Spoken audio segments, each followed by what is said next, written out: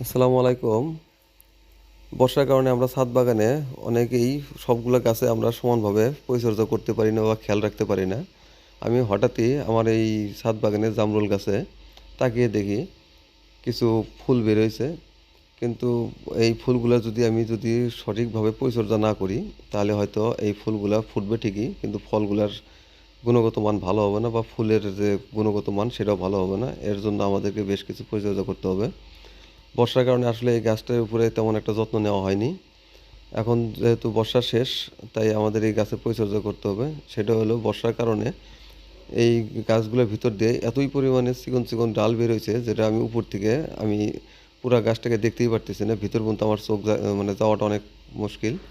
তাই আমি এই গাছে এখন আমি প্রুনিং করে দেবো, চিকন চিকন ডালগুলোকে ছাঁটাই করে দেবো, যাতে উপর থেকে রোদ যেন পড়লে একদম গোড়া পর্যন্ত যেন যায়।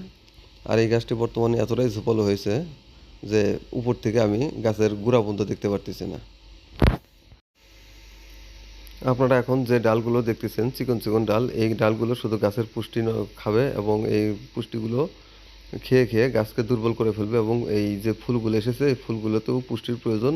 এই পুষ্টিগুলো যদি সঠিকভাবে যদি ফুলে না পৌঁছায় তাহলে এই ফুলগুলো ঝরে পড়ার সম্ভাবনা আছে।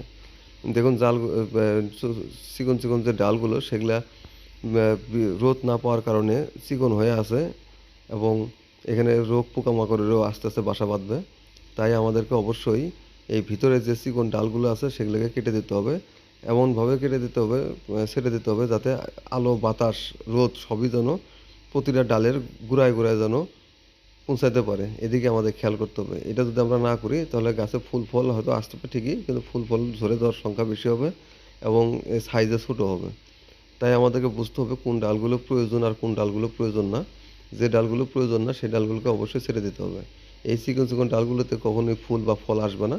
এই চিকন চিকন ডালগুলো শুধুমাত্র গাছের পুষ্টিগুলো খেয়ে ফুল এবং ফলের গুণগত মান নষ্ট করবে। এখন দেখুন আমি এমনভাবে ছাঁটাই করে দিচ্ছি, রোদ এবং বৃষ্টি বাতাস সব একদিক থেকে ঢুকলে আরেক দিক দিয়ে বের হয়ে যাবে।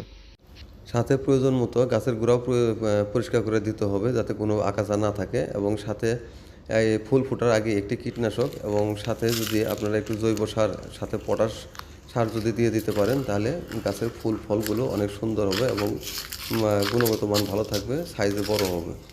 ধন্যবাদ সবাইকে ভিডিওটি দেখার জন্য।